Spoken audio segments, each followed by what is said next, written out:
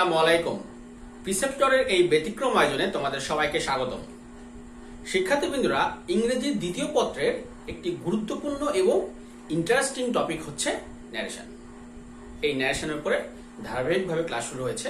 Already প্রথম class publish হয়েছে, আজকে ক্লাস 2 অর্থাৎ দ্বিতীয় ক্লাস। তাহলে চলো আর কথা না বাড়িয়ে আমরা ক্লাসটি শুরু করি।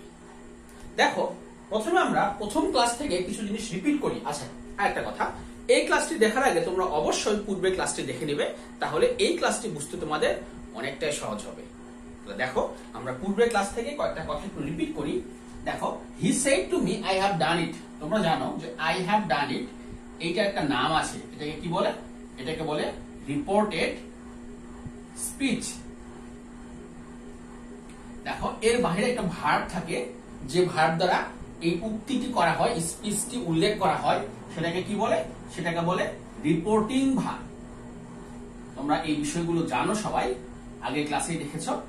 রিপোর্টিং ভার্ব, একজন ব্যক্তি কথা বলে যাকে বলা হয় রিপোর্টিং ভার্বের, আমি সংক্ষেপে লিখলাম আরভি, রিপোর্টিং ভার্ব এর সাবজেক্ট। আর আরেকজন ব্যক্তিকে উদ্দেশ্য করে কথা বলা হয়, অর্থাৎ এখানে একজন অবজেক্ট বা শ্রোতা বা লিসেনার থাকে, যেটাকে বলা হয় রিপোর্টিং ভার্ব এর অবজেক্ট।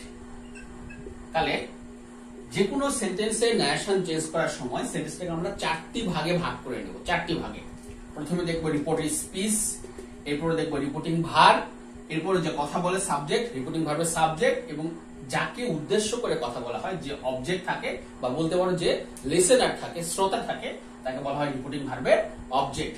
তাহলে 1 নম্বর, 2 নম্বর, 3 এবং 4, এই চারটি বিষয় আগে চিহ্নিত করে নিতে হবে।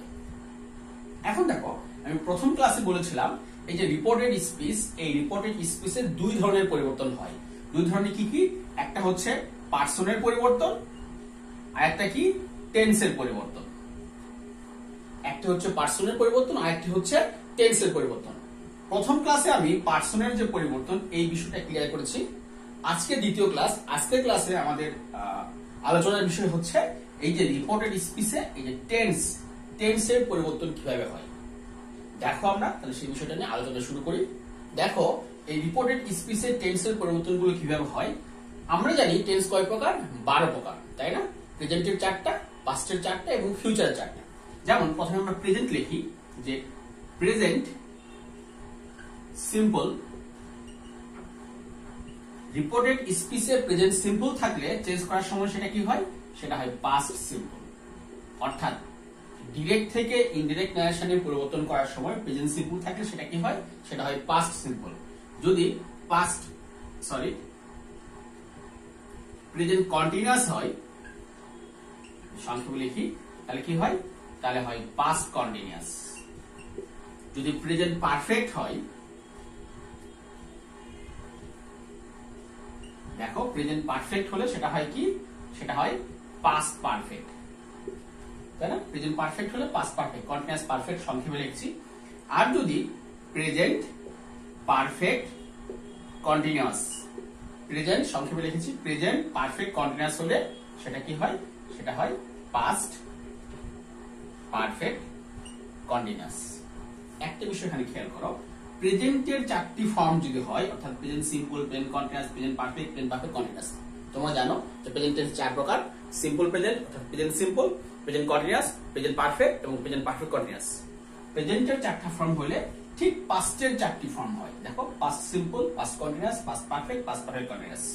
তাহলে বলতে পারো প্রেজেন্ট থাকলে পাস্ট, সিম্পল হলে পাস্ট সিম্পল, কন্টিনিউয়াস হলে পাস্ট কন্টিনিউয়াস, পারফেক্ট হলে past perfect, present perfect continuous হলে পাস্ট পারফেক্ট কন্টিনিউয়াস।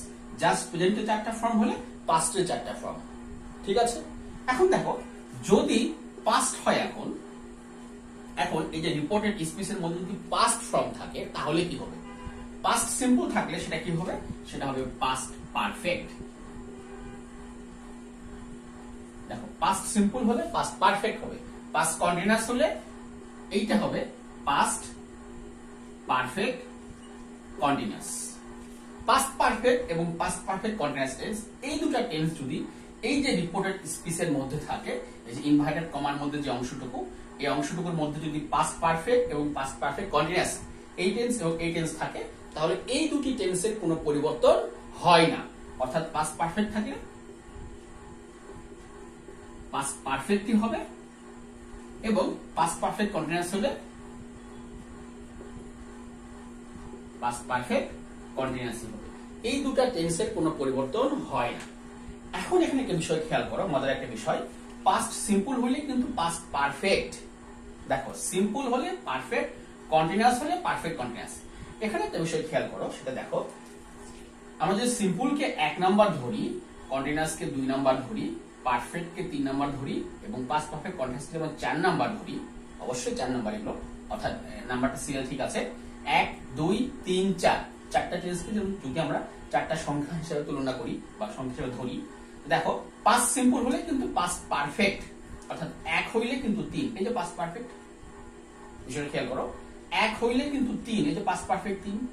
তাহলে এখানে বলতে পারো যে 1 হইলে 3, এই যে পাস্ট সিম্পল হলে পাস্ট পারফেক্ট, আমরা সিম্পলকে 1 ধরেছি, পারফেক্টকে 3 ধরেছি, তাহলে 1 হইলে 3, পাস্ট সিম্পল হলে পাস্ট পারফেক্ট, বেজোড় 1 3। দেখো, পাস্ট কন্টিনিউয়াস হলে পাস্ট পারফেক্ট কন্টিনিউয়াস, আমরা পাস্ট পারফেক্ট কন্টিনিউয়াসকে কি ধরেছি? 4 ধরেছি, তাহলে 2 হইলে 4। বিষয়টা খেয়াল করো, past simple, past continuous, past perfect, past perfect continuous.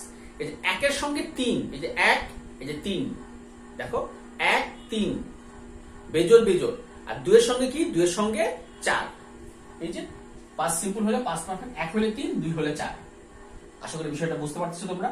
আর 3 হইলে দেখো, অর্থাৎ পাস্ট পারফেক্ট হলে পাস্ট পারফেক্টের কোনো পরিবর্তন হয় না, 3 হলে 3ই হবে, আর 4 হয়, 4 হইলে 4ই হবে।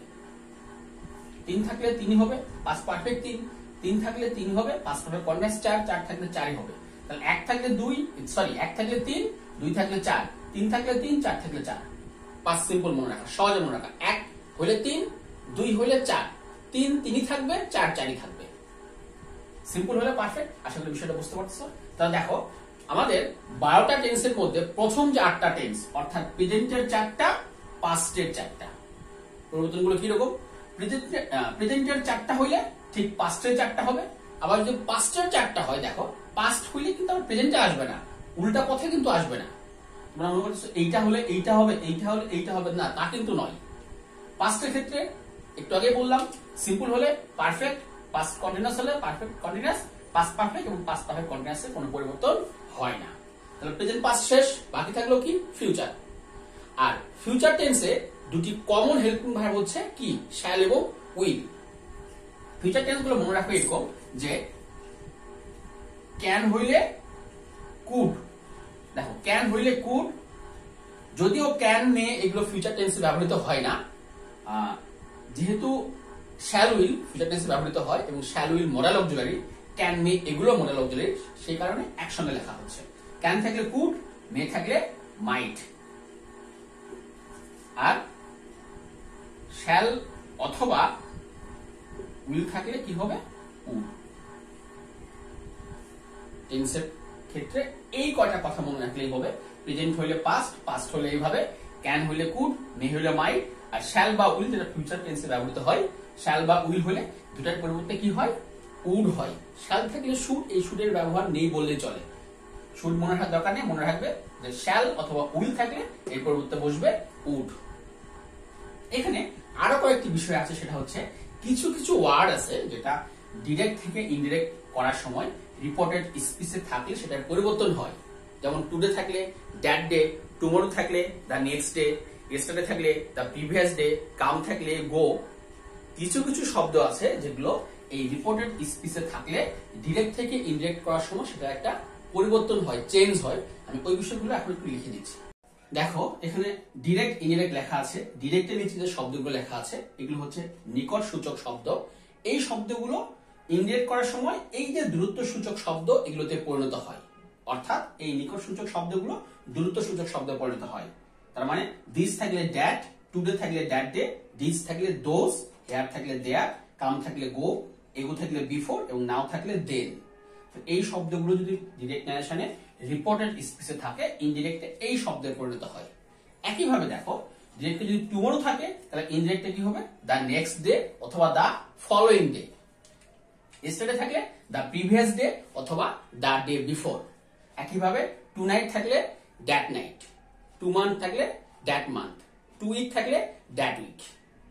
তাহলে আশা করি তোমরা বুঝতে পারতেছো যে এই নিকট সূচক শব্দগুলো ইনডিরেক্ট থেকে ডিরেক্ট করার সময় এই যে দূরত্ব সূচক শব্দ এগুলোতে পরিণত হয়, শব্দ বা ফ্রেজও বলতে পারো, এগুলো ফ্রেজ, এই শব্দ বা ফ্রেজে পরিণত হয়। তাহলে আজকে যে আমরা আলোচনা করলাম সেটা হচ্ছে এই যে রিপোর্টেড স্পিচ, এই রিপোর্টেড স্পিচে টেন্সের কিভাবে পরিবর্তন হয় সেই বিষয় নিয়ে বিস্তারিত আজকে আলোচনা করা হলো। আশা করি তোমরা সবাই বুঝতে পেরেছো। তাহলে আজকে এই পর্যন্তই, পরবর্তীতে আবার ন্যারেশনের একটা ক্লাস নিয়ে তোমাদের সামনে হাজির হবো ইনশাল্লাহ। ততক্ষণ পর্যন্ত সবাইকে ধন্যবাদ। আসসালামু আলাইকুম।